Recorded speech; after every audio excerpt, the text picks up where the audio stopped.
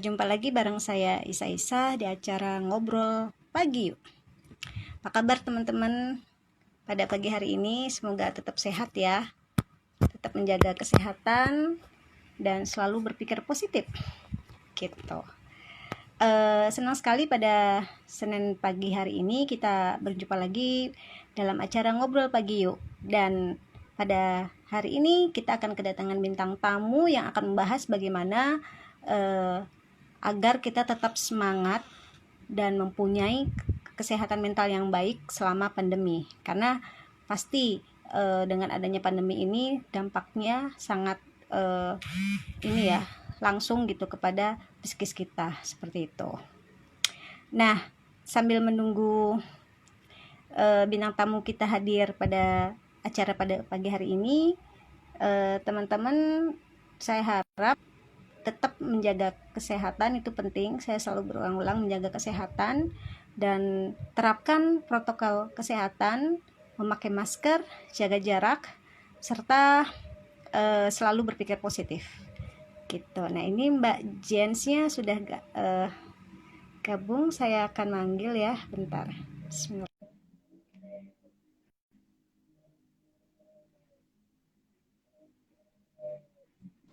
Ya, halo. Halo. Selamat pagi, Mbak Jen. Iya, selamat pagi. Saya cukup jelas gak Apa foto kabar? dan suaranya cukup jelas? Kabar baik, Jelas, Mbak. jelas. Ya, alhamdulillah. Seneng banget nih akhirnya bisa live bareng dengan Mbak Jens. Aku manggilnya apa nih? Mbak Jin boleh? Mbak Jen ya. Oke, Mbak Jen. Oke, Mbak Jen, kita mulai aja ya. Kita sudah masuk jam 8. Acara ngobrol pagi yuk. Oke, terima kasih. Halo teman-teman, apa kabar semuanya? Jumpa lagi bareng saya Isa di acara ngobrol pagi yuk. Dan pada pagi hari ini kita kedatangan bintang tamu spesial yaitu Mbak Jens Esparanci. Selamat datang Mbak Jens. Iya, Mbak. Panggilannya apa, Ya, Mbak? Mbak Iin ya? aku sih panggilannya Ica. Nggak nyambung Mbak ya. Ica. Oke, Mbak Ica. Iya, sebelum kita ngobrol lebih lanjut, Mbak Jens, ini ya kita pengen tahu siapa Mbak Jens itu. Nah, untuk itu saya kasih kesempatan Mbak Jens untuk memperkenalkan diri agar teman-teman yang lain bisa mengetahui siapa Mbak Jens sebenarnya, aktivitasnya apa. Gitu. Oke, Baik, silahkan selamat Mbak. pagi. Ya, nama saya Jin Esparansi. Saya adalah seorang psikolog. Saat ini saya praktek di biro pribadi saya, yaitu namanya Biro Psikologi Personale, atau di Instagramnya personale.id. Selain itu, aktivitas sehari-hari saya juga merupakan seorang dosen di Universitas Informatika dan Bisnis Indonesia. Saya domisilinya di Bandung saat ini. Oke, Gitu. iya. Jadi kurang lebih kedua kegiatan utama saya sih itu sebagai psikolog dan sebagai dosen. Dosen. Wow, mantap kali ya. Kayaknya paling enak di masa pandemi itu jadi seorang psikolog ya. Bisa apa menyembuhkan diri sendiri, maksudnya udah apa ya, maksudnya siap gitu menghadapi kondisi apapun, khususnya di era pandemi ini. Itu keuntungan dari seorang psikolog ya, selain seorang dokter. Oh, sebenarnya enggak juga. Kadang-kadang kita juga suka bercanda kalau kita seorang psikolog juga butuh psikolog yang lain sebenarnya. Oh iya. Iya. Setidaknya kita ada support system lah gitu ya, saling mendukung satu sama lain. Iya Mbak Jan, makasih banyak nih atas berkenannya menjadi bintang tamu di acara Ngobrol Pagi Yuk. Jadi ini acaranya dari Cirebon Technopreneurs yang merupakan sebuah komunitas digital yang ada di wilayah 3 Cirebon. Wilayah 3 Cirebon itu berarti 4 kabupaten 1 kota Mbak. Ada Indramayu, Kuningan, Majalengka, Kabupaten dan Kota Cirebon. Seperti itu. Nah di era pandemi ini karena kita tidak bisa melakukan kegiatan yang berkerumun, berkumpul gitu kan. Akhirnya kami memaksimalkan kegiatan melalui virtual Mbak. Nah salah satunya ya ini Ngobrol Pagi Yuk yang mana temanya tentang leadership, tentang kesehatan, tentang manajemen, tentang keuangan, tentang bisnis gitu. Jadi ya untuk membangun capacity building teman-teman seperti itu. Gitu Mbak, ini sekilas tentang Cirebon Technopreneurs yang ingin kedepannya itu menjadi apa ya perusahaan teknologi yang pusat dari perusahaan teknologi yang ada di wilayah 3 Cirebon. Jadi kita ada yang namanya CMK Studios, bentuknya itu dalam layanan, Mbak. Kayak misalnya pembuatan web, Android, atau misalnya konten digital dan sebagainya. Itu sih, gitu. Ya. Nah, untuk tema pada pagi hari ini, karena Mbak Jens ini adalah seorang psikologi, itu sangat penting sekali ya, membahas tentang bagaimana membangun kesehatan mental selama pandemi.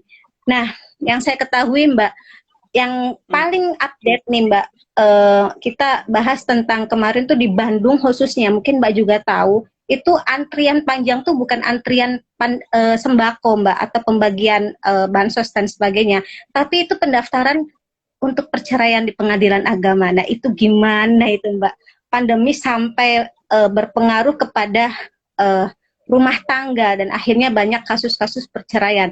Mbak melihat seperti ini seperti apa nih Mbak? Aku pengen bahas pertama seperti itu. Karena kita perempuan, karena yang mengajukan kebanyakan perempuan. Nah, gimana tuh Mbak? Nah iya, jadi memang kalau selama masa pandemik ini, kalau dulu nih sebelum pandemik, orang itu punya tempat dalam artian pelarian gitu ya. Pelarian misalnya dia stres dengan keadaan rumah, ya udah dia tinggal ke kantor untuk bekerja. Nanti malam paling udah ketemu sebentar gitu kan. Kemudian anak misalnya kalau kesal dengan orang tua, dia ke sekolah, habis itu dia ekskul, dia main sama teman-temannya, udah selesai. Kemudian misalnya suami istri gitu kan, ya sama. Nanti suami bekerja, istri bekerja, pergi masing-masing. Namun dalam keadaan saat ini kan semuanya tumplek di rumah gitu kan ya. Nggak ada tempat buat kabur gitu loh. Nggak ada tempat buat pergi, nggak ada tempat buat kabur. Dan akhirnya suami istri dalam satu rumah terus. Ya, yang mana istri nanti ngelihat tuh, loh kan suami saya di rumah aja, kenapa sih dia nggak pernah bantuin saya, kenapa dia nggak inisiatif untuk melihat pekerjaan rumah, mungkin dalam suaminya merasa, loh kan saya ini WFH, jam kerja, saya juga butuh waktu untuk saya dan lain-lain. Akhirnya, jadi karena nggak ada tempat untuk melarikan diri, itu masalah berputar terus-menerus, tapi deadlock dalam artian nggak ada penyelesaiannya gitu. Gak ada penyelesaiannya, dan di situ-situ aja ya sayangnya mereka juga nggak get professional help. Mungkin kalau misalnya memang mau get professional help untuk membantu mereka dalam komunikasi selama pandemik, harusnya bagaimana suami istri dan lain-lain, mungkin bisa membantu gitu ya. Jadi memang angka perceraian memang sangat tinggi, termasuk kekerasan dalam rumah tangga sangat tinggi selama masa pandemik ini. Selain itu juga dipicu dengan stres ya, terutama masalah ekonomi. Ekonomi itu menjadi tingkat pertama saat ini gitu ya. Ya masalah ekonomi dan udah stres. Sebenarnya masalah ekonomi pasti hanya salah satu faktor. Faktor lainnya ya dibarengin yang lain ya. Misalnya miskomunikasi antara pasangan, tidak saling mengerti dan tidak saling pengertian. Ya, sangat memprihatinkan sekali ya kalau misalnya dalam rumah tangga itu antara suami istri tidak siap gitu loh Mbak, gitu, menyalahkan kondisi pandemi ini gitu. Itu baru suami istri, belum karena masalah anak juga. Anak juga kan mengalami stres juga gitu dengan belajar di rumah. Nggak kebayang gitu, Indonesia dan semua negara itu mengalami masa libur yang sangat panjang sekali gitu. Bahasa milenialnya itu rebahan gitu loh. Pengen rebahan ya bener-bener kita rebahan gitu kan. Tapi sebagai rebahan ya. Iya gitu. Ya nonton live gini kan bisa sambil rebahan Mbak, dimanapun bisa. Yang penting kan ada akses internet kayak gitu. Nah, yang saya soroti ini kasus-kasus perceraian ini sangat disayangkan sekali gitu kalau misalnya hanya masalah ekonomi gitu ya Mbak, misalnya bukan masalah pandemi, karena kan ketika ada sebuah masalah atau kesulitan pasti kan setelah itu ada kemudahan gitu loh Mbak, ya enggak? Sebenarnya lebih ke apa sih Mbak masalahnya sampai selain stres gitu, sudut pandang atau apa sih Mbak melihatnya untuk bisa lebih bijak menghadapi era pandemi ini gitu loh Mbak. Karena kan kalau kita percaya bahwa semua itu adalah yang terjadi baik buruk itu karena ridho Tuhan, kita tuh akan tenang gitu loh menghadapinya. Ya udah, kita harus jalani ini gitu, karena ini sudah takdirnya seperti ini. Gimana kita ya tadi bisa survive, bisa berpikir positif. Nah apa sih Mbak sebenarnya masalah selain itu gitu loh Mbak, yang akhirnya orang ya tadi memutuskan untuk ya udah kita cerai, apalagi ada kekerasan terhadap ya KDRT itu. Nah, lagi-lagi perempuan yang disudutkan, perempuan yang menjadi korban. Gitu. Gimana tuh? Maksudnya selain selain faktor-faktor ekonomi, faktor di lain-lain itu sebenarnya apa sih harus benar-benar jalan yang baik untuk menerima kondisi seperti ini gitu loh Mbak. Baik. Berarti ini bukan hanya soal karena masalah pandemik ini bukan hanya soal perceraian gitu kan ya. Ini Banyak. banyak banget. Ini kalau saya catat gitu ya ada beberapa. Misalnya mulai dari stres karena PHK gitu kan. Kemudian stres karena bisnisnya lesu. Kemudian apalagi beberapa bisnis ya, misalnya bisnis di bidang travel itu udah pasti drop, bisnis di bidang pariwisata itu pasti drop gitu kan, bisnis rumah makan aja pun dan lain-lain pun drop gitu. Nah kemudian ini tadi stres baik dari pasangan, keluarga, kemudian dari siswa sendiri pun stres, bahkan teman-teman saya yang guru gitu ya itu pada stres gitu. Karena mempersiapkan online class untuk siswa-siswa yang masih TK sampai SMA itu sulit gitu. Ya, butuh penyesuaiannya tuh yang harus cepat ya Mbak. Iya betul. Terus kemudian masalah-masalah lainnya itu terkait juga seperti orang-orang yang udah kena PHK atau orang-orang yang baru fresh graduate yang mereka mau cari kerja itu sulit memang. Banyak banget perusahaan yang freeze hiring ya, tidak dipungkiri. Karena kan lagi tidak stabil gitu kan, gimana mereka mau hiring orang padahal pemasukan juga terbatas. Nah, kemudian itu tadi masalah-masalah dalam kekerasan dalam rumah tangga, termasuk pelecehan-pelecehan seksual itu banyak terjadi, kasusnya banyak banget gitu ya. Kemudian mulai dari orang-orang juga pada stres meskipun kaula muda ya, mungkin nggak soal uang aja, tapi juga misalnya mereka punya planningnya mulai dari planning liburan sampai planning nikah gitu kan, itu berantakan gitu. Yang udah disusun dari setahun lalu, yang udah disusun dari 2 tahun lalu itu berantakan gitu. Apalagi sekarang Jakarta mau PSBB 2 gitu kan, ya kebayang gitu tiba-tiba orang yang sudah optimis, yang sudah misalnya udah planning nikah yang tadi undur lagi, pembatalan jadi merugi dan lain-lain, wah macam-macam. Belum lagi masalah-masalah tentang loneliness. Nah ini loneliness menjadi hot issue gitu ya di tengah kalangan psikolog, terutama selama masa-masa pandemik ini. Gitu. Nah, kalau misalnya ditanya gitu kan, apa sih yang sebenarnya harus kita lakukan lah gitu ya intinya ya. Apa yang harus kita lakukan dalam supaya teman-teman ini menghadapi pandemi ini? Yang pertama, gini, kita perlu menyadari bahwa kita perlu punya keikhlasan hati dan menyadari bahwa semua orang tuh mengalami hal ini, itu dulu. Ya kan? Mengalami hal yang sama. Mengalami hal yang sama, itu seluruh dunia gitu. Ada teman saya yang memang dia akhirnya bukan batal nikah ya, mundur nikahnya gitu ya, itu sempat stres, sempat nangis-nangis gitu ya, karena kebayang ya wanita kadang punya wedding dream gitu kan ya, wedding day dream gitu, akhirnya harus batal dan dia harus melaksanakan dengan kapasitas yang nggak boleh lebih dari 50% begitu kan.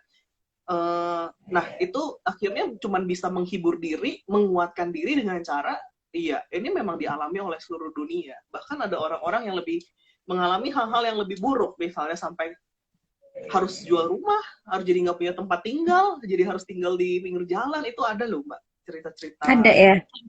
Ada. Yang tadinya memang dia orang berada lah gitu ya, cukup ya, akhirnya karena nggak punya apa-apa lagi untuk hidup, ya dia harus jual rumah gitu. Jadi menimbulkan orang miskin baru ya Mbak ya. Sebenarnya orang yang mampu karena kondisi begini akhirnya jadi statusnya tuh orang miskin baru. Itu ada tuh sebenarnya kayak gitu. Ya lanjut Mbak, lalu gimana? Iya, nah jadi kita perlu menyadari dulu, itu langkah awal banget kita menyadari. Oleh karena itu ketika kita sudah menyadari, kita perlu menjadi lebih adaptif. Ya, kita perlu menjadi lebih adaptif, kita perlu belajar untuk fleksibel, karena katanya orang yang mampu bertahan adalah orang yang adaptif, gitu kan. Pertama dia harus mampu menerima dulu, menyadari kenyataan bahwa iya ini memang harus saya lalui, seperti yang tadi Mbak Ica sudah sampaikan gitu ya. Ya ini memang kayak gini, harus dilalui, mau gimana lagi gitu kan. Itu mental pertama itu harus ada. Yang kedua itu ya, kita harus mengaktifkan mode survival gitu. Nah, itu gimana tuh Mbak? Bertahan. Nah, pokoknya gitu ya, lakukan aja apapun yang bisa kamu lakukan saat ini. Literally benar-benar apapun. Saya mengutip dari itu ya kalimatnya Martin Luther King. Ya kan? Martin Luther King ngomong gini, if you cannot fly, kalau kamu nggak bisa terbang, maka berlarilah, day dan run, gitu. Tapi kalau kamu nggak bisa lari, ya udah berjalan aja. Kalau kamu nggak bisa berjalan, maka merangkaklah. Nah, tapi apapun yang kamu lakukan, pastikan kamu tetap maju ke depan. But whatever you do, you have to keep moving forward. Nah, jadi gini, sekarang ini mungkin masa pandemi ini mungkin berat gitu ya, mungkin berat dan lain-lain. Tapi ya coba lakukan apapun yang kamu bisa lakukan. Misalnya permasalahannya apa? Permasalahannya mahasiswa online kelas itu stres, nggak bisa ngikutin. Ya kamu bisa ngelakuin apa?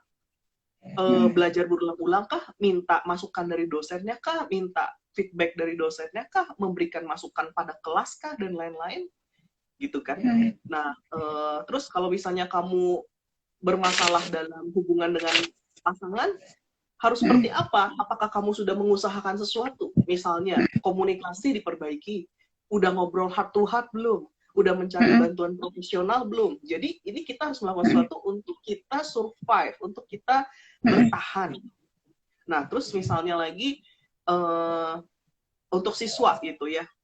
Untuk teman-teman yang misalnya kehilangan pekerjaan, atau enggak yang gajinya dipotong, itu banyak juga, Mbak. Gaji teman-teman saya juga banyak yang dipotong, hampir 50% juga banyak gitu ya. Sedangkan pasti mereka sudah punya rancangan keuangan tersendiri sebenarnya ya. Misalnya gajinya setiap bulan 5 juta ya, mungkin dia udah planning gitu, mau ngasih ke orang tua, untuk asuransi, untuk apa.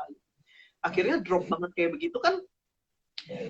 Nah, dia harus cari cara. Nah, cari caranya sekarang macam-macam. Bisa kita harus survive, misalnya dengan ya yang belum pernah jualan, cobalah jualan gitu kan. Jualan mulai dari reseller itu tinggal dropship misalnya, nggak usah mengeluarkan biaya, tinggal modal chat gitu kan, tinggal modal chat, modal broadcast, modal post, kemudian sampai inisiatif misalnya jualan masker gitu ya, jualan masker, kemudian jualan hand sanitizer, ya jadi apapun, frozen food misalnya gitu kan. Itu tinggal modal klik. Nah, permasalahannya sekarang orang-orang tuh lebih ke saya nggak pernah jualan, saya nggak terbiasa jualan, saya nggak mampu gitu. Nah, sekarang bukan masalah mampu nggak mampu, kita harus survive gitu ya. Iya. Saya ingat gitu, awal-awal masa-masa pandemik ini kan sama, Mbak. Saya juga di 2 bulan pertama itu ya, 2 bulan pertama itu sama sekali zero client. Zero client. 2 bulan. Kan nggak boleh tatap muka. Paling kalau ada pun memang beberapa itu yang online memang ada. Tapi kan untuk penghasilan terbesarnya intinya hilang aja gitu ya. Kan harus, tapi kan pengeluarannya tetap ada gitu kan. Jadi ya harus melakukan berbagai cara, gimana caranya buat survive. Akhirnya saya mikir apa yang bisa dilakukannya. Yang dengan keterampilan saya dan kemampuan saya gitu ya, saya mulai macam-macam, mulai dari saya jualan pempek gitu ya, mulai saya dari buat webinar menggunakan Biro gitu. Akhirnya ya macam-macam, saya mencoba berjuang gitu ya. Syukurnya bulan ketiga itu udah mulai lebih stabil. Ya mungkin nggak semua orang seberuntung saya, mungkin sampai sekarang masih ada orang-orang yang masih berjuang gitu. Tapi ayo mari hidupkan survival mode-nya. Gitu. Jadi masih ada beberapa tips, Mbak, gitu ya. Apakah saya langsung sampaikan aja atau mungkin ngobrol dulu? Langsung sampaikan aja. Nanti teman-teman di sini boleh kalau ingin bertanya sama Mbak Jens, tinggal ketik aja, nanti saya bacakan. Gitu. Ya teman-teman ya.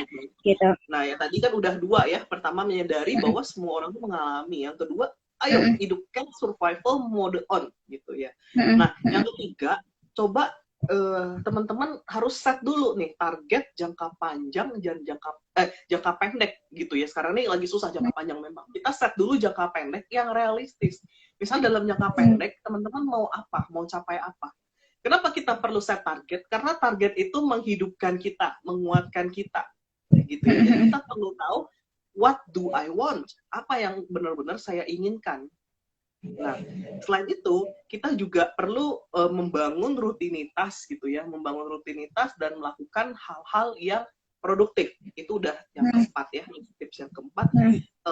Bangun rutinitas dan melakukan hal-hal yang produktif. Jadi gini, meskipun di tengah pandemi, misalnya siswa gitu ya, tapi pastikan kehidupan kita itu berjalan dengan normal. Biarkanlah keadaan di luar sana yang abnormal gitu ya.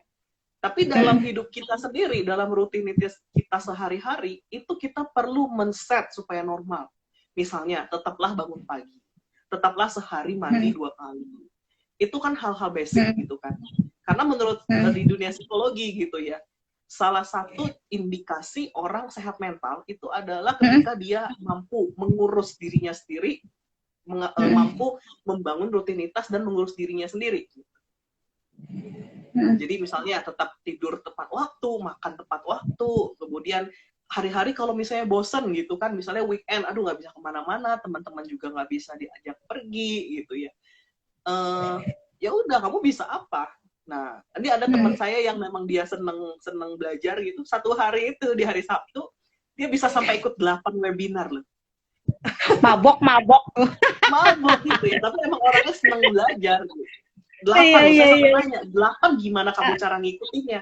Dia bilang kadang-kadang 2 device, Mbak. Ya Allah. Yang menarik gitu ya. Jadi sekarang ini teman-teman mau belajar apapun, mulai dari gratis sampai berbayar dengan yang murah-murah aja ada gitu. Banyak. Nah, jadi pastikan yang kelima, kita upgrade diri kita. Ya, penting di tengah-tengah kesulitan begini, di tengah-tengah masa begini, kita di rumah aja dan kita juga nggak grow, nggak menjadi orang yang bertumbuh gitu. Nah, coba pastikan apa yang bisa saya improve dari diri saya. Ya, misalnya itu tadi itu berkaitan dengan yang poin ketiga tentang set target. Gitu, ya. Mungkin ada teman-teman yang di sini ini menjadi PR juga nih Mbak. Misalnya mau diet gitu kan ya. Iya. Ini mungkin masa-masa yang tepat, jadi nggak usah banyak jajan, harus berhemat juga. Gitu. Iya. Kalau pengalaman pribadi aku Mbak Jensen tadi kan bilang 2 bulan itu kan zero klien kan. Nah kalau saya Mbak itu saya kan selain ini kan Cirebon Technopreneurs itu kan tentang pengembangan digital. Nah, udah baru 1 tahun Mbak kita harus dapat kantor gitu kan. Tapi ya tadi untuk sponsor aja kita belum dapat, kita juga masih terus ya karena kitanya komitmen dan konsisten gitu, kita akan memberikan pencerahan kepada anak muda terkait dengan pengembangan digital. Ya udah aku mah ini passion saya udah lanjut, tapi di sisi lain saya juga punya kerjaan yang sangat terdampak dengan COVID itu. Ya saya jualan batik Mbak, tahu sendiri retail maksudnya dari mulai Maret sampai sekarang belum ada lagi Mbak, yang malah zero, masih sampai sekarang masih zero karena saya bukan ke custom, lebih ke seragam gitu loh Mbak. Tapi di lalahnya tuh ada aja rezeki tuh Mbak gitu loh. Jadi saya yakin gitu loh ketika di era pandemi ini orang banyak yang kesulitan secara ekonomi, orang cari makan aja susah gitu. Meskipun banyak sekali program bantuan dari pemerintah ya Mbak ya, tapi kan ujung-ujungnya kan acak-acak gitu. Mas dalam arti acak-adutnya di sini itu adalah programnya itu tidak sesuai dengan target, yang harusnya dapat A, yang dapatnya B. Itu kan terkait dengan masalah data. Indonesia itu datanya kan belum baik gitu loh Mbak. Ya enggak, belum jadi baik. Ada orang yang harusnya nggak yang mampu tapi tetap mendapatkan bantuan gitu kan. Iya, banyak banget ujung-ujungnya ribut Mbak. Sampai anggota DPRD Kabupaten Cirebon juga itu ribut Mbak gitu karena ya makanya banyak emosi-emosi yang tersulut gitu di era pandemi ini karena ya stres tadi lagi-lagi gitu. Akhirnya kan orang tuh banyak menyalahkan dan saling menyalahkan Mbak Jens gitu. Jadi ya saya sih kalau saya pribadi sih menghadapi era pandemi ini ya salah satunya yang paling ini saya ngerasa paling tenang tuh apa Mbak? Mendekatkan diri kepada Tuhan Mbak. Karena perasaan tuh yang lain nggak bisa bantu, hanya Tuhan yang bisa bantu kita gitu dengan caranya gitu loh Mbak. Bener gak sih Mbak? Gitu. Jadi kekuatan spiritual juga itu harus dibangun gitu selama pandemi ini. Bukan hanya fokus ke masalah pandeminya aja, tapi bagaimana nih kita harus punya solusi untuk biar kita tuh tidak stres gitu Mbak. Nah menarik tentang stres, sebenarnya masalah kesehatan mental itu apa aja sih Mbak selama pandemi ini Mbak selain stres Mbak? Oke. Ya tadi saya setuju sih ya bahwa memang kita perlu gitu ya memiliki iman dan percaya lah bahwa Tuhan itu nggak memberikan pencobaan tuh lebih besar daripada Betul, kekuatan hambanya gitu kan ya. betul, Tapi ya lagi-lagi kita harus berusaha dan mencoba gitu kan, kita betul. sedikit melangkah gitu dan berusaha. Mm-mm. Nah, oke, sorry, tadi saya tambahin lagi satu lagi terakhir Boleh, ya. boleh. Nah, yang tadi itu Yang dari tadi diri, tadi kan 5 gerak ya diri hambatan apa lagi? yang berikutnya itu kita perlu coba untuk belajar dari pengalaman orang lain gitu. Nah, jangan malu bertanya gitu kan. Sekarang sosmed udah banyak. Kita lihat dong orang-orang ini bisa survive, orang-orang ini justru di pandemik ini kok bisa makin maju, orang-orang ini kok di pandemik ini bisa tetap keep going. Itu tipsnya apa ya? Kita nggak ada Iya, salahnya benar. kita tanya ke mereka gitu. Kita bertanya, kita mencontoh, kita itu ya, kita copy gitu kan, kita copy ATM lah istilahnya. ATM itu amati, tiru, dan kita modifikasi gitu. Kita bisa ngelakuin apa? Karena pasti ada jalan gitu ya, pasti ada jalan selama kita mau mencoba. Berusaha. Nah, kalau masalah-masalah psikologis apa yang terjadi selain stres, tadi sebenarnya saya udah sebutkan gitu ya, mulai dari kesepian, loneliness. Oh ya. Loneliness itu masalah psikologis juga gitu ya, besar ya. Kemudian masalah-masalah anxiety karena cemas nih. Wah, kalau saya terkena bagaimana ya? Kalau misalnya orang tua saya yang jauh di sana terkena COVID bagaimana ya? Terus orang jadi itu ya, misalnya jadi saking cemasnya mereka sering mencuci tangan terus-menerus gitu kan, sering pokoknya super steril ya, itu macam-macam gitu. Belum lagi nanti banyak isu-isu lain lah yang sebenarnya udah kita mention tadi. Nah, terkait loneliness, ini menarik nih Mbak, apalagi orang yang jomblo-jomblo nih Mbak. Iya. Kesepian gitu, kesepian itu apa ya istilahnya, sebenarnya sih nggak, loneliness itu nggak bisa sepi ya Mbak, karena kan kita ada media sosial gitu, kita kan bisa ngobrol seperti ini, kita bisa main game gitu. Sebenarnya banyak sih Mbak yang dilakukan selama pandemi. Loneliness ini sebuah penyakit atau apa tuh Mbak sebenarnya gitu? Loneliness yang akhirnya mendapatkan akhirnya berdampak kepada kesehatan atau karena stres itu sendiri, itu gimana Mbak? Menurut yang tadi ya, isu hangat di dunia psikologi itu. Yang menjadi itunya apa gitu, yang jadi masalahnya? Kenapa sih, pertanyaannya pertama mungkin ya, kenapa sih seseorang itu bisa kesepian? Ya kan? Kenapa sih seseorang itu bisa lonely? Lucunya, menariknya, banyak selebriti gitu ya, selebriti yang juga kesepian. Wow. Buktinya apa mereka itu? sampai bunuh diri, ya kan? Sampai bunuh diri, saking stresnya, saking ngerasa nggak ada siapa-siapa, padahal mereka dipuja-puja oleh banyak orang. Ini saya ingat nih, saya pernah sharing dengan teman saya gitu ya, partner saya Mbak Raisa, itu hari ini kayaknya join juga bareng kita. Pernah sharing, dia pernah melihat satu live, saya lupa siapa artisnya ya, Prilly Latuconsina kalau nggak salah ya, kalau nggak salah. Dia emang pernah, kenapa Prilly? Nah, dia pernah ngomong gini, intinya ya nggak ada loh orang yang, dia mesti gini, dia banyak teman, banyak kenalan gitu ya, tapi nggak ada loh orang yang ngucapin sesuatu ke dia, nggak ada loh orang yang benar-benar berani support, deketin dan support dia gitu. Kenapa? Karena gini, lagi-lagi kalau pertanyaannya apa sih loneliness itu? Loneliness itu adalah apakah kita memiliki hubungan yang bermakna dengan orang lain. Kita bisa punya banyak teman, tapi apakah benar-benar hubungan itu bermakna atau tidak, gitu kan? Nah, oleh karena itu makanya sosial media ini tidak bisa menggantikan pertemanan yang real, pertemanan yang dekat, pertemanan yang hangat, yang saling membantu satu sama lain.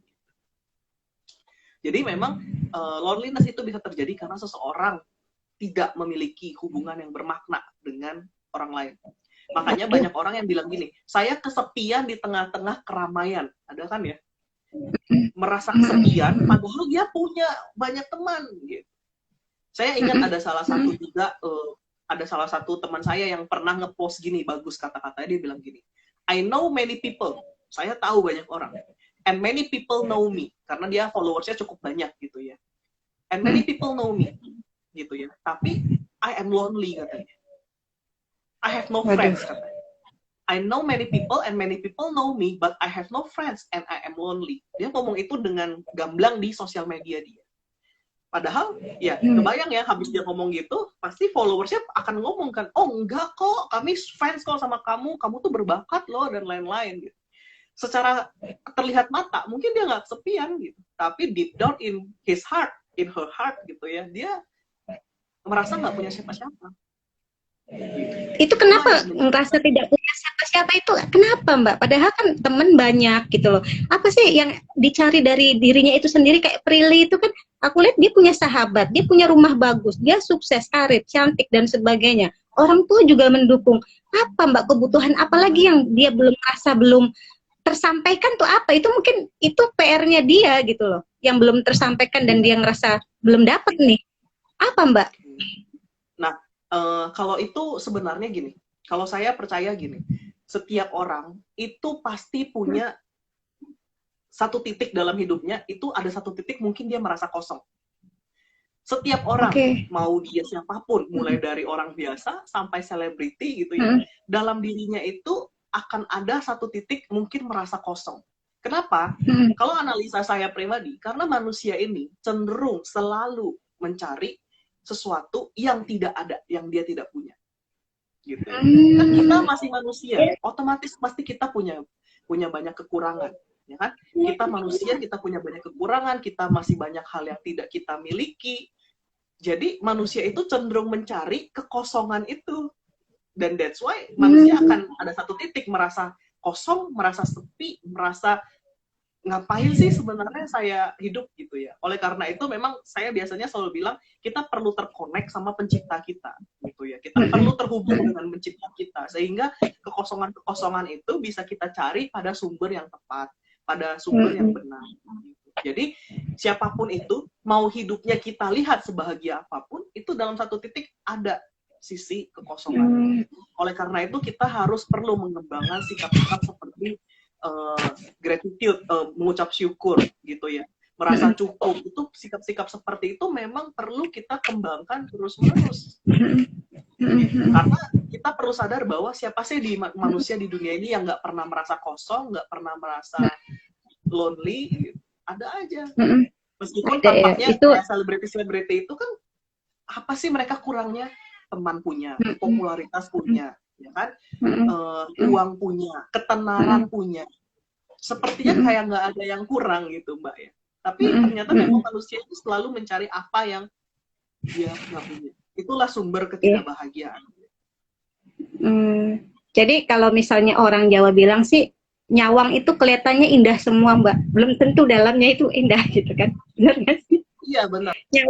Nyawang tuh kelihatannya, aduh ngeliat Mbak Jen sih enak banget ya, punya kegiatan, orang psikologi istilahnya bisa menyemangati diri sendiri. Padahal belum tentu Mbak Jen juga punya masalah ya Mbak ya, tapi orang lain nggak tahu kan gitu. Jadi nyawang itu selalu indah di mata gitu loh Mbak, di mata orang lain. Belum tentu yang ngejalaninnya itu indah gitu. Iya benar. Tadi sempat dipotong dikit. Okay. Iya, tadi masalah jaringan soalnya. Oh iya. Nah, tadi loneliness ya.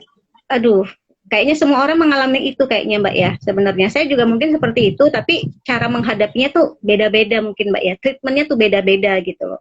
Ketika kita mengalami loneliness, kadang kan kita harus tahu sendiri nih Mbak, kita lagi ada di posisi mana, kita harus mengenali diri sendiri ketika kita dalam keadaan yang tidak bahagia, dalam keadaan yang kita stres atau down.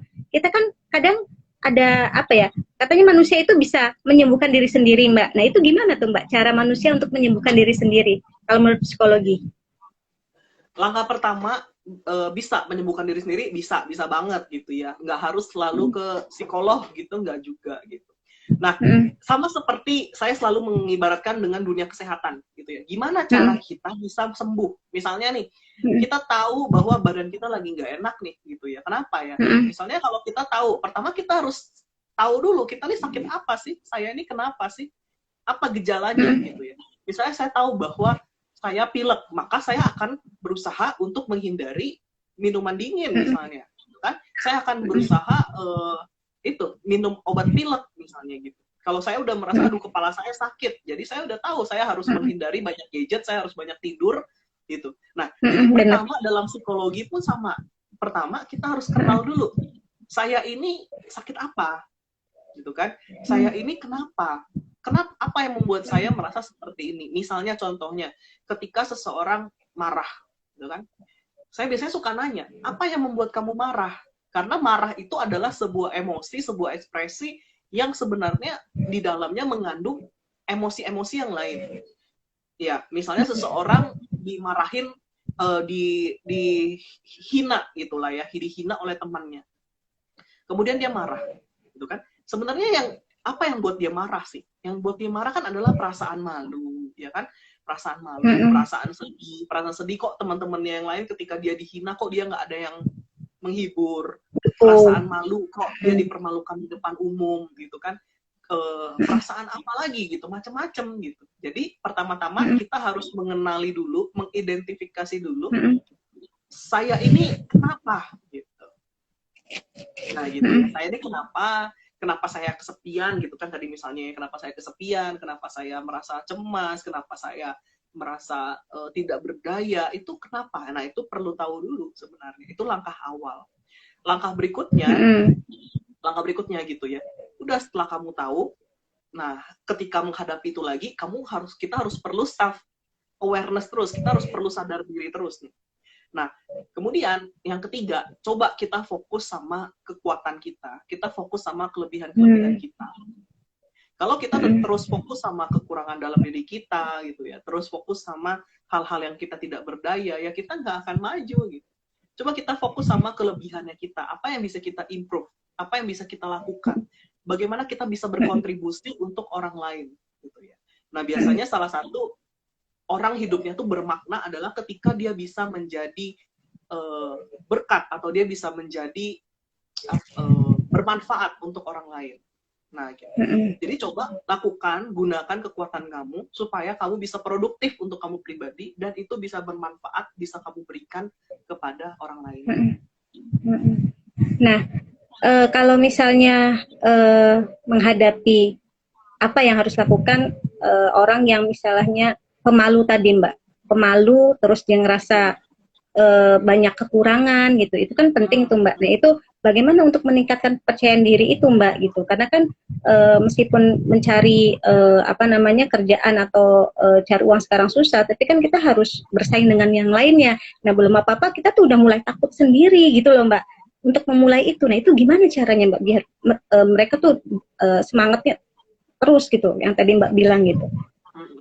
Nah, pemalu ya, sebenarnya basic orang pemalu itu kan karena nggak percaya diri, salah satunya gitu kan ya, nggak percaya diri, dia nggak percaya diri gitu. Jadi biasanya gini, langkah cepatnya gitu ya, karena percaya diri itu pupuknya lama sebenarnya Mbak ya, pupuknya lama. Jadi misalnya dia harus tahu dulu diri dia kenapa, kemudian kita harus konseling gitu ya, kita harus konseling bahwa pemikiran dia selama ini apa yang keliru, apa yang bisa diimprove gitu kan, kenapa dia bisa menjadi seperti ini, itu lama. Tapi cara cepatnya, saya suka bilang gini, fake it until you make it gitu. Ya udah, kalau kamu nggak percaya diri, ayo coba tunjukkan gestur bahwa saya percaya diri, saya harus percaya diri. Nah itu tuh bisa fake it until you make it gitu ya. Nah, meskipun itu cara berikutnya, ya memang cara yang lain sebenarnya harus diberesin dulu nih, pergumulan dia dengan masa lalu dia, dengan luka batin dia, dengan sakit hati dia tuh memang harus diberesin gitu. Tapi ini adalah, yuk fake it until you make it. Di dunia ini banyak kok orang yang nggak percaya diri gitu. Tapi kok kenapa kelihatannya mereka baik-baik aja? Karena mereka fake it. Karena mereka berusaha terlihat bahwa enggak, saya bisa, saya harus bisa gitu. Misalnya kayak orang-orang dengan public speaker gitu ya, orang-orang yang berbicara di depan umum, emang mereka nggak grogi? Pasti grogi. Iya. Tapi nggak kelihatan. Gitu. Tapi nggak kelihatan. Kenapa? Karena mereka sugesti diri mereka sendiri. Gitu. Sugesti penting ya Mbak ya, gitu. Sugesti diri mereka sendiri ya gitu ya. Tapi memang permasalahannya, sekali lagi saya tekankan, permasalahan itu harus diselesaikan ya. Tapi untuk langkah cepat, misalnya kita harus mengambil suatu keputusan dan kita nggak pede, kita harus tetap ambil gitu. Nggak, oke, bisa, pasti bisa. Nah itu kan perlu kita tekankan ke diri kita sendiri. Misalnya nih kalau kamu nggak pede, langsung pasang badan, duduk tegak gitu kan, langsung duduk tegak, langsung busungkan dada, itu langsung membuat gestur kita terlihat percaya diri. Dan akhirnya tuh ngaruh ya Mbak ya secara alam tuh, secara apa Sedikit sih namanya ngaruh. kayak tadi.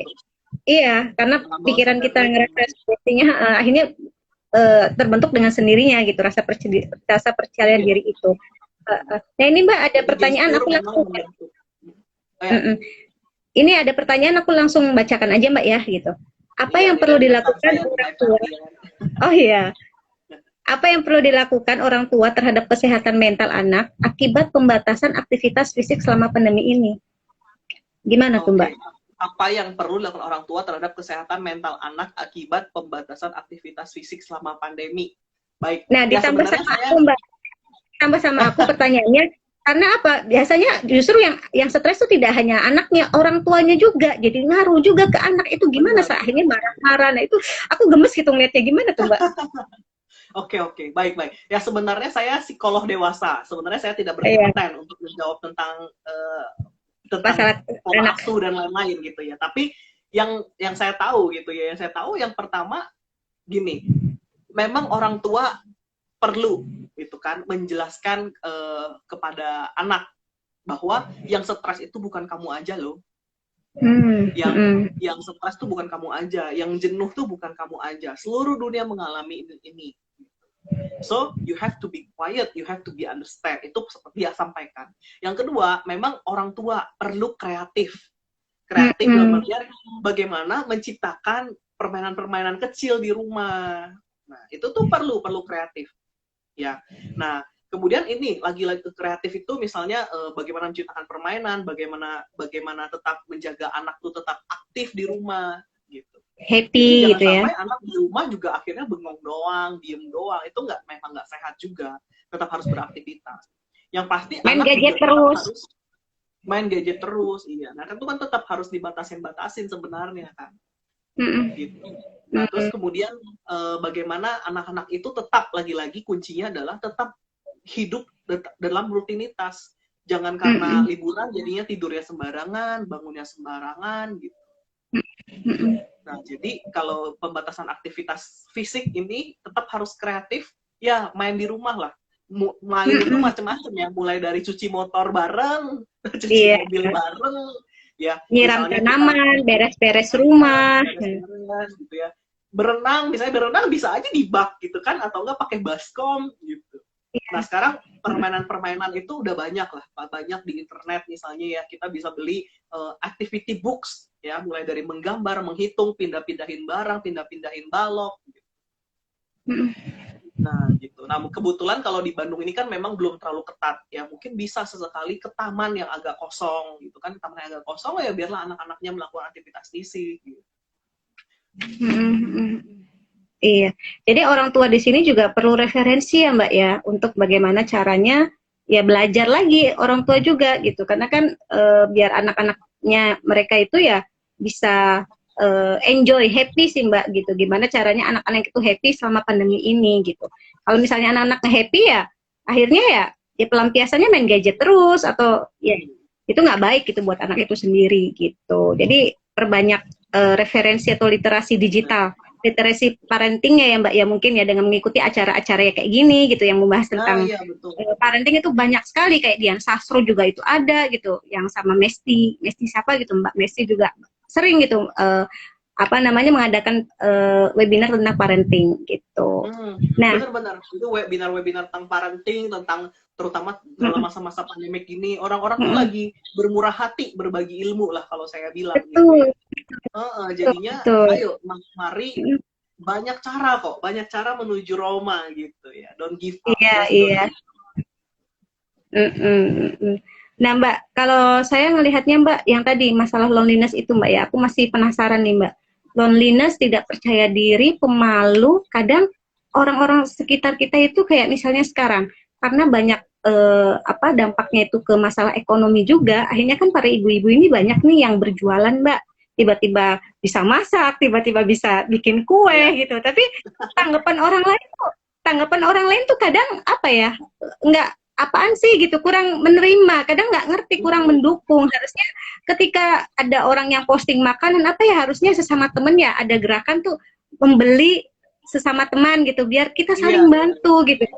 Siapa tahu mereka ketika memposting itu mereka butuh butuh duit gitu loh Mbak ya. Ini langsung aja butuh duit gitu. Malah justru yang ada itu kena bully gitu. Apaan sih, malah kadang kena cibiran juga, julid juga. Nah, itu gimana Mbak menghadapi orang-orang seperti itu Mbak yang akhirnya ketika udah semangat mau jualan akhirnya down gitu kan ya. Aduh gitu kan akhirnya nggak semangat lagi. Nah, itu gimana tuh Mbak menghadapi orang kayak gitu Mbak? Oke. Gini, kita perlu punya pemahaman dan mental begini. Apapun yang kita lakukan, baik itu sepositif apapun, pasti akan ada orang yang komen. Pasti Ngomongnya. akan ada orang yang Iya, komplain. iya, iya. Pasti akan ada orang yang nggak suka. Yang nggak senang. Itu pasti. Saya pernah ini ya, misalnya kayak gini. Sekalipun kita bisa masak nasi goreng yang terenak di dunia, kita bisa nih masak nasi goreng terenak di dunia, tetap akan ada orang-orang tuh yang nggak suka nasi goreng. Iya, iya, benar-benar. Benar ya. Nah, sama prinsipnya dengan ketika kita melakukan apapun, termasuk berdagang. Berdagang, kita posting apapun, pasti akan ada orang-orang yang annoying gitu ya, yang nggak suka gitu, ini apa sih dan lain-lain. Udah, biarkan aja. Ya, kalau kita memang ini kan kita memang lagi survival mode on gitu tadi ya. Kita lagi survival mode on gitu kan. Pasti ada orang yang nggak suka. Orang kita, tapi kita salahnya apa sih gitu kan? Kita salahnya apa sih? Orang kita cuman berjuang kok. Nah, jadi kalau saran saya udah fokus sama orang-orang yang memang mendukung kita aja. Pasti ada. Saya yakin. Jadi jangan didengerin. Jangan didengerin ya orangnya. Benar, biarin aja. Kalau misalnya dia nggak suka, dia boleh unfollow kita, benar kan? Kalau dia nggak suka, dia bisa leave. Saya yakin dari 100 followers kita, pasti masa sih nggak ada yang ngedukung kita. Ada lah. Pasti, tapi pasti. memang kita nggak bisa berharap bahwa mereka akan beli produk kita, gitu kan. Betul. Tapi ya setidaknya mereka nggak mencibir, mereka cukup mendukung atau bantu repost aja, itu sudah mendukung gitu. Jadi ini teman-teman yang nonton gitu ya, baik nanti di IG Live ataupun nanti di Instagram di sharing, apa ya? IGTV. Oh, IGTV ya. Di IGTV. Ayo kalau punya teman-temannya, apalagi teman-teman dekatnya itu berjualan gitu ya. Ayo bantu. Kalau kamu bantu beli juga bantu repost gitu ya. Iya lah, bantu promosikan. Karena kemarin saya lupa ya, ada tokoh yang bilang apa ya. Dia bilang gini, Joko Anwar gitu atau Sujiwo Tejo, dia bilang gini. Sekarang ini pemerintah lagi nggak bisa diandalkan. Ya, betul. Siap. Gitu. Memang semua orang nggak siap gitu ya. Saya lagi nggak nyalahin pemerintah juga, enggak. Tapi semua orang memang lagi nggak siap. Pemerintah itu sekarang lagi susah untuk diandalkan. Kita cuma punya each other. We just have each other. Kita cuma punya satu sama lain. Jadi ayo, marilah saat ini satu sama lain kita saling support, kita saling menguatkan gitu. Kita saling mendukung. Bantulah apa yang bisa kamu bantu. Ya, misalnya saya bisa bantu dalam sisi keilmuan, konseling dan lain-lain. Akhirnya ya untuk menang beberapa orang yang misalnya gitu ya, ya saya jasa sosial gitu misalnya. Kemarin beberapa kali webinar juga saya buat gratis gitu kan, buat gratis personalnya buat gratis. Tujuannya adalah untuk ya supaya orang-orang di rumah tetap sehat mental, orang-orang di rumah nggak bosan gitu kan. Kemudian kita ngadain donasi juga. Nah, itu macam-macam lah. Jadi ayo, we just have, kita cuma punya we just have each other. Gitu. Ayo saling support. Saling support dan saling peka ya Mbak ya. Peka dalam arti minimal kalau nggak suka ya diem lah gitu. Nggak usah komen yang macam-macam kan gitu kan.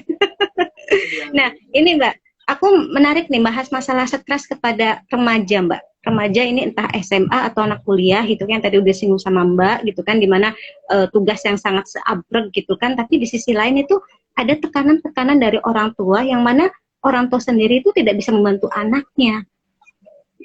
Bisa kebayang nggak? Dalam arti ini anak nih udah stres nih dengan kegiatan-kegiatan sekolah gitu kan, terus juga ditambah lagi misalnya orang tuanya juga kena dampak juga Mbak. Akhirnya misalnya nggak bisa bayar SPP, nggak bisa apalagi itu. Nah itu kan akhirnya anak-anak ikut stres. Nah apa yang harus dilakukan oleh remaja tersebut Mbak? Melihat orang tuanya stres juga, dianya juga, tekanan juga. Kamu harus misalnya cari duit nih, bantu ibu selama pandemi ini, sedangkan dia sendiri ya tadi tidak semudah itu gitu loh untuk mencari kerjaan di era pandemi ini. Nah, apa yang harus dilakukan oleh remaja tersebut, Mbak? Dan akhirnya membuat kesehatan mentalnya itu down gitu. Nah, kasihan kan gitu loh. Gitu. Oke, baik. Nah, untuk remaja-remaja ini ya, memang yang pertama kalau masih remaja, apalagi masih tanggungan orang tua gitu kan, itu harus kompak dulu sebenarnya. Harus kompak dulu dengan orang tua, harus sepakat dulu dengan orang tua gitu kan. Jadi memang kalau ngomongin remaja harus ngelakuin apa ya? Nah, sebenarnya memang yang paling penting itu biasanya menurut saya gitu ya, jalannya adalah ayo dengan orang tuanya kita ngobrol gitu. Jangan-jangan ini ada terjadi miskomunikasi, maksudnya orang tua A tapi remajanya anaknya menangkapnya B gitu kan. Nah, misalnya kenapa? Karena orang tua tidak bisa menyampaikan dengan benar, menyampaikan dengan tepat gitu, sehingga dipersepsi berbeda oleh si remajanya gitu kan. Jadi memang nah, para remaja ini mungkin ya langkah awal dia perlu berempati dulu. Dia perlu mengerti, mencoba berempati, mencoba menyadari keadaan saat ini. Mulai dari keadaan orang tuanya. Kenapa ya orang tua saya berlaku seperti itu? Kenapa ya orang tua saya menyuruh saya seperti itu? Kenapa orang tua saya marah-marah setiap hari seperti itu? Gitu kan. Nah, itu kita awal-awal mulanya mungkin para remaja perlu berempati dulu. Cari tahu dulu kenapanya. Dengan udah mencari tahu kenapanya, setidaknya kita bisa memahami, hati kita bisa lebih ikhlas untuk ketika kita harus menjalankannya. Gitu. Yang kedua, harus tetap bangun hubungan yang harmonis dengan orang tua. Sekarang ini kan kalau di rumah kan cuma bareng orang tua gitu kan, cuma di rumah aja gitu. Jadi kalau hubungan yang gak harmonis ya itu kan neraka gitu. Nah, jadi berempati, tetap berusaha kedua belah pihak untuk saling memahami dan saling berkomunikasi. Gitu. Karena memang permasalahannya pasti beragam nih Mbak. Iya, ya tadi sih mungkin masalah ekonomi juga sih Mbak gitu kan, stres di mana yang seharusnya penghasilan lancar gitu tiba-tiba nggak lancar, kebutuhan banyak. Nah ini kan apa ya? Kayaknya bukan mereka aja, banyak gitu yang mengalami hal ini gitu kan, terkait dengan masalah ekonomi gitu. Cuman ya tekanan-tekanan itu ya harus, ya maksudnya orang tua juga harus bijak juga sih kan Mbak, menurut aku sih gitu, lebih menemani anaknya itu biar lebih apa ya, enjoy, minimal happy lah, anak happy, apa yang bisa mendukung kegiatan anaknya gitu, sehingga anaknya ini kan bisa minimal nggak stres gitu loh Mbak gitu. Kalau menurut aku sih gitu ya gitu. Jadi kasihan anaknya kalau misalnya ditekan terus gitu loh, ketika harus ini harus itu gitu kan gitu. Iya, iya. Ya mungkin ada masalah miskomunikasi juga. Seperti ini. Iya benar. Di masa-masa sekarang ini kuncinya sih memang harusnya saling memahami ya gitu. Itu penting banget gitu. Nah Mbak, kalau untuk membangun kesehatan mental di di era pandemi ini seperti apa Mbak, selain tadi mengurangi stres dan sebagainya, ada lagi nggak tipsnya kesehatan mental untuk remaja? Oke, ya sebenarnya sudah saya sebutkan sih tadi ya, yang beberapa hal yang bisa kita yang 6 yang tadi ya. Oke. Tapi ya kalau misalnya mau disimpulkan itu ya, saya itu deh 3 deh ya, kalau misalnya mau disimpulkan 3. Yang pertama, lakukan hal-hal yang produktif, ya kan? Lakukan hal-hal yang produktif. Yang kedua, lakukan hal-hal yang bermanfaat, gitu ya, untuk diri sendiri bermanfaat, untuk upgrade diri sendiri bermanfaat. Yang ketiga, berkontribusi untuk orang lain. Gitu. Berkontribusi untuk orang lain. Ya kalau saya simpulkan sih itu. Kalau tadi sebenarnya sudah saya sebutkan 6 ya, tapi kalau saya simpulkan 3 itu. Masa-masa seperti ini adalah masa-masa yang terbaik untuk kita menunjukkan rasa kemanusiaan kita, dan kita bisa menemukan makna hidup kita ketika kita membantu dan bermakna untuk orang lain.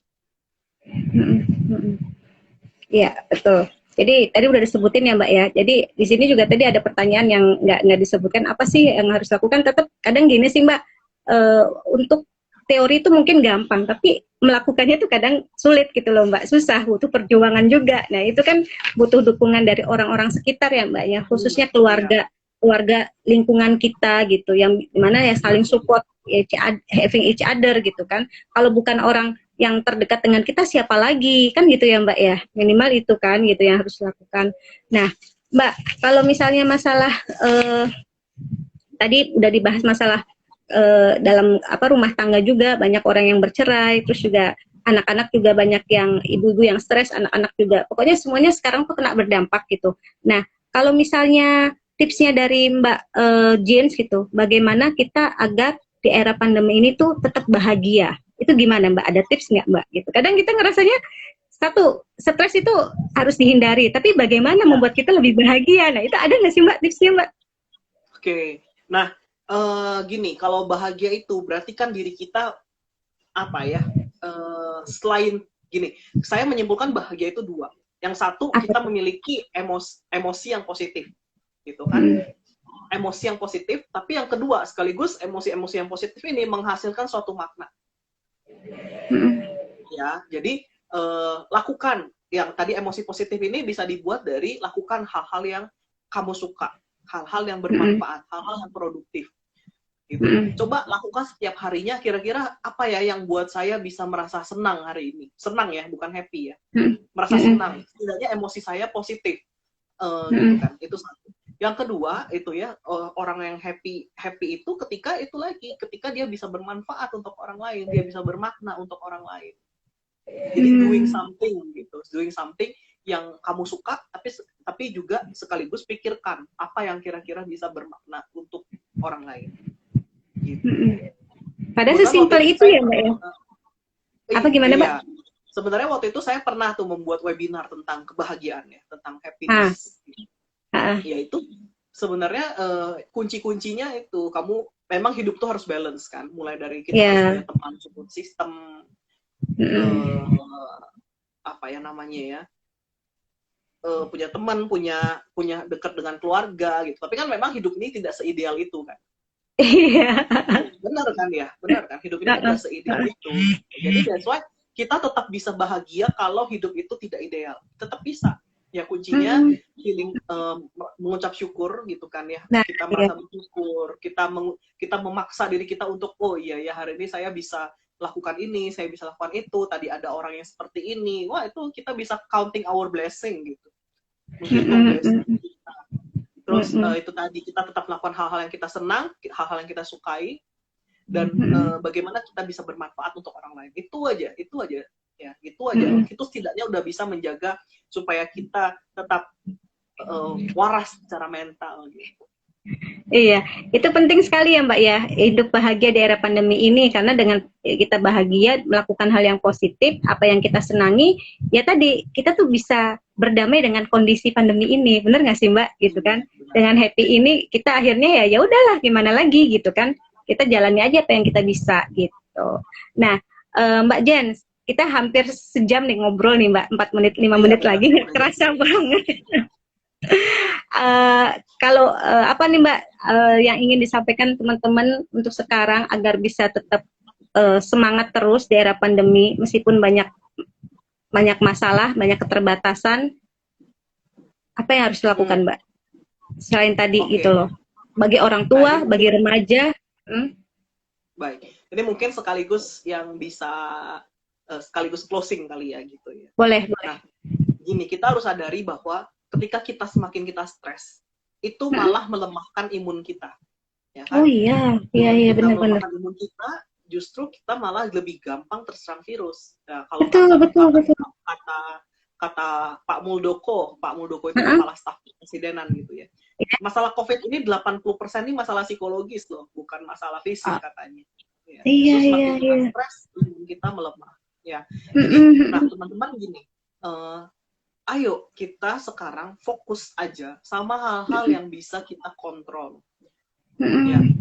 Jadi kalau kata-kata ada satu serenity prayer gitu ya, dia bilang gini, berikanlah saya kekuatan untuk gini, gimana ya bahasanya ya, intinya gini, kita harus tahu, biarkanlah kita diberikan kebijaksanaan untuk kita tidak sibuk mengontrol hal-hal yang nggak bisa kita kontrol. Gitu kan? Kita harus mengikhlaskan hal-hal yang nggak bisa kita kontrol. Kita diberikan kekuatan dan kebijaksanaan untuk mengontrol yang bisa kita kontrol, ya. Dan kita diberikan hikmat pengetahuan membedakan mana hal yang bisa kita kontrol, mana hal yang nggak bisa kita kontrol. Nah, hal yang nggak bisa kita kontrol tuh apa? Kebijakan pemerintah nggak bisa kita kontrol, pandemik nggak bisa kita kontrol, ya kan? orang-orang di luar sana yang nggak pakai masker, yang menyebalkan dan lain-lain, nggak bisa kita kontrol. Iya. Ya kan? Terus yang bisa kita kontrol apa? Yang bisa kita kontrol adalah emosinya kita, produktivitasnya kita, gaya hidupnya kita. Nah, jadi mulai sekarang, ayo fokus sama pemikirannya kita, hal-hal yang bisa kita lakukan. Kalau kita bisa berjualan, kita jualan lah. Kalau kita bisa, Oke, bentar lagi ya, dipercepat. Iya. Kayaknya ini udah sih. Pokoknya intinya, ayo fokus sama hal-hal yang bisa kamu kontrol aja. Oke, terima kasih Mbak Jens, terima kasih banyak atas pencerahan hari ini. Semoga kita